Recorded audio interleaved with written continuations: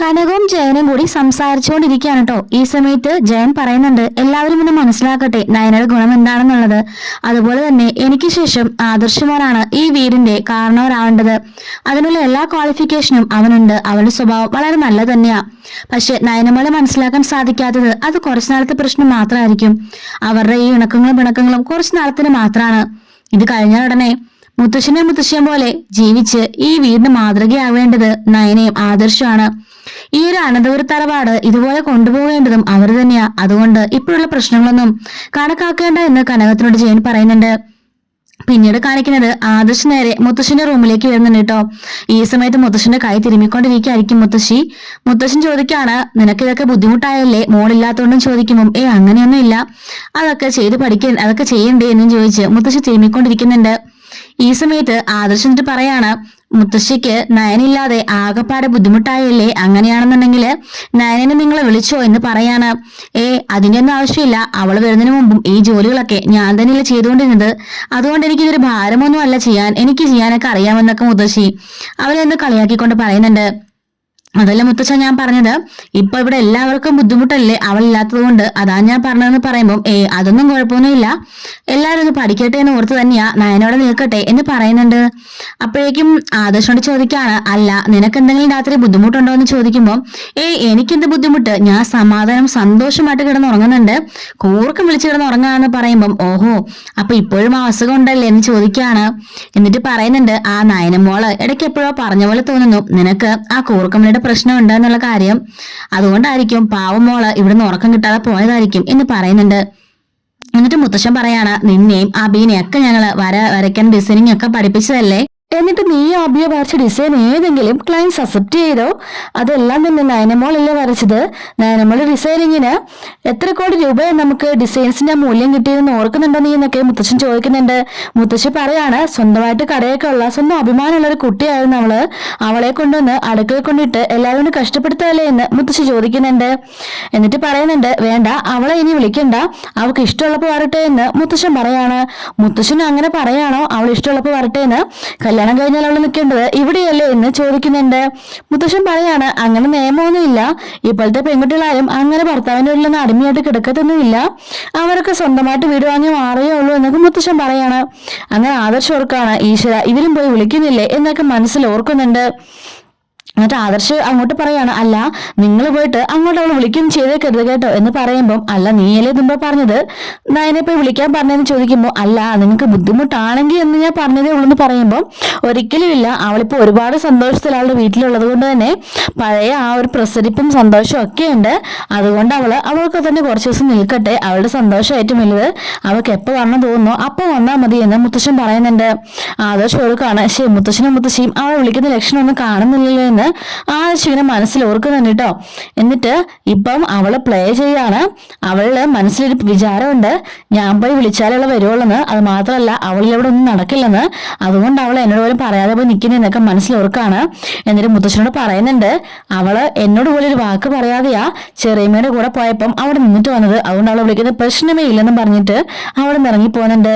മുത്തശ്ശൻ പറയാണ്, കണ്ടില്ലേ ശരിക്കും അവന്റെ പ്രശ്നം എന്താണെന്ന് മനസ്സിലായോ എന്ന് ചോദിക്കുകയാണ്. അവനിപ്പോ ഇവിടെ നടത്തിയ പ്രകടനത്തിന്റെ എന്താണ് കാര്യം തനിക്ക് മനസ്സിലായെന്ന് ചോദിക്കുമ്പം മുത്തശ്ശി പറയുന്നുണ്ട്, മനസ്സിലായി, അവന് നയനമോളെ ഇല്ലാതെ പറ്റുന്നില്ല, അതവന് മനസ്സിലാകുന്നുണ്ട്, അതുകൊണ്ടാ നമ്മളെ മൂലം വിളിക്കാൻ ശ്രമിച്ചത്, അതുകൊണ്ട് നമ്മൾ ഒരിക്കലും വിളിക്കാൻ പാടില്ല, അവന് തോന്നുമ്പോ വിളിക്കട്ടെ എന്നൊക്കെ മുത്തശ്ശി പറയുന്നുണ്ട്. പിന്നീട് കാണിക്കുന്നത് ആദർശ് പോയിട്ട് ദേവേനെ വിളിക്കാണ്.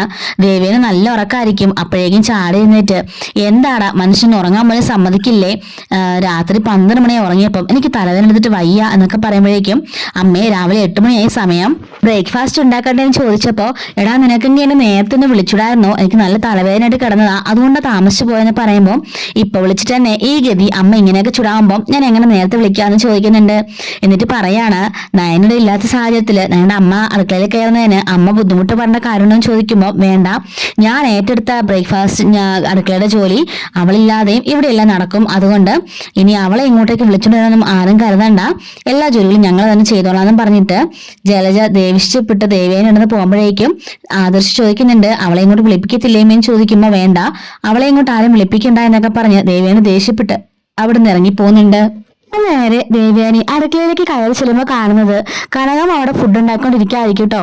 അങ്ങോട്ടേക്ക് ദേഷ്യപ്പെട്ട് നിന്നിട്ട് എടി എന്തിനാ നീ അടുക്കളയിൽ കയറുന്നത്, നിങ്ങളുടെ ആളെ പറഞ്ഞെന്ന് ചോദിക്കുമ്പോൾ ഇവിടെ എല്ലാവരും 8:30 ബ്രേക്ക്ഫാസ്റ്റ് കഴിക്കാറുള്ളതല്ലേ, സമയം ഇപ്പൊ തന്നെ 8:30 ഇപ്പൊ എഴുന്നേറ്റ് വന്ന് ഉണ്ടാക്കിയാലും 10-10 ആവാതെ ആർക്കും കൊടുക്കാൻ കഴിയില്ല, അതുകൊണ്ടാണ് ഞാൻ ഉണ്ടാക്കിയത് എന്ന് പറയുന്നുണ്ട്. രാവിലത്തെ ഭക്ഷണത്തിന്റെ കാര്യം ഞാൻ ചെയ്തിട്ടുണ്ട്, ബാക്കിയൊന്ന് നോക്കിയാൽ മതി, നയനമല്ലാതെ എല്ലാം ഒരു അലങ്കോലമായല്ലേ ചോദിക്കുമ്പോൾ അതെ ഇവിടെ ഞങ്ങൾ നേരത്തെയും എല്ലാം ചെയ്തുകൊണ്ട് നിന്റെ മോളെ വലിയ പുകഴ്ത്താനൊന്നും നീ ശ്രമിക്കണ്ട എന്നൊക്കെ പറയുന്നുണ്ട്. ഈ വീട് വലിയൊരു വീടാ, അതുകൊണ്ട് തന്നെ 4-5 പേർക്ക് ചെയ്യാനുള്ള ജോലികൾ ഈ വീട്ടിലുണ്ട്. അതാ എന്റെ നയനമോള് ഒറ്റയ്ക്ക് ചെയ്തുകൊണ്ടിരുന്നത്. പാവം രാവിലെ 4 മണിക്ക് എഴുന്നേറ്റ് രാത്രി 10:30 എന്റെ മോളെ ജോലി തീർത്തിട്ട് കിടക്കുമ്പോൾ അവള് ചെറുപ്പമായതുകൊണ്ടും അവൾക്ക് പണിയാൻ മടിയില്ലാത്തതുകൊണ്ടും ഇവിടെ ആരും ഒന്നും അറിഞ്ഞില്ല.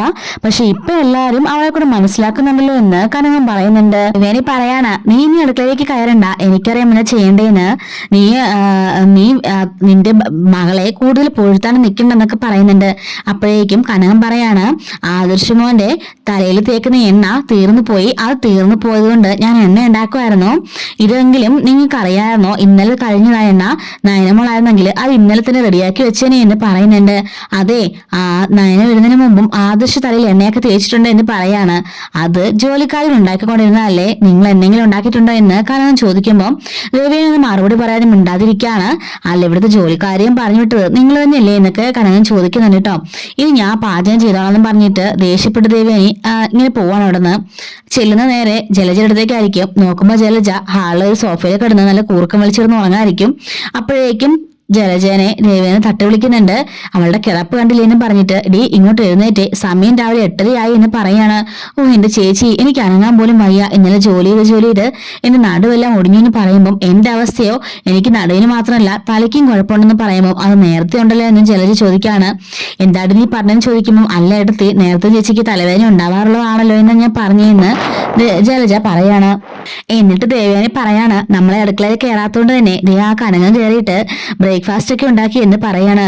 അപ്പോഴേക്കും ജലജ പറയാണ് ഏട്ടത്തി അങ്ങനെയാണെങ്കിൽ അങ്ങനെ തന്നെ ചെയ്തേക്ക് എന്ന് പറയുമ്പോഴേക്കും ദേവേനെ പറയാണ് നാണമില്ല നിനക്കിത് പറയാൻ വേണ്ടിയിട്ട്, നീയല്ലേ എന്നെ അങ്ങോട്ട് എരിവ് കയറ്റിയിട്ട് നീയല്ലേ എല്ലാവരും മുമ്പിൽ വെല്ലുവിളിച്ചത്, ഇങ്ങനെയാവുമെന്ന് ഞാൻ കരുതിയെന്ന് ജലജ ചോദിക്കുന്നുണ്ട്.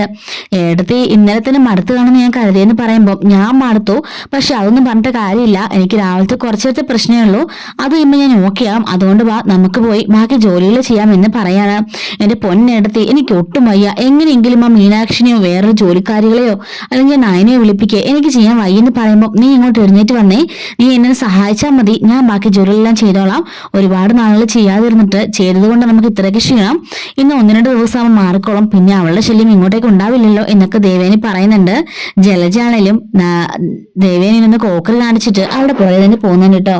ഈ കുറച്ച് ലെങ്താണ്, അതുകൊണ്ട് തന്നെ ഇതിന്റെ സെക്കൻഡ് പാർട്ട് നമ്മൾ ഇപ്പോൾ തന്നെ അപ്ലോഡ് ചെയ്യുന്നതായിരിക്കും കേട്ടോ. മിസ്സാവാതിരിക്കാൻ ചാനൽ സബ്സ്ക്രൈബ് ചെയ്ത് സപ്പോർട്ട് ചെയ്യണേ. Thanks for watching.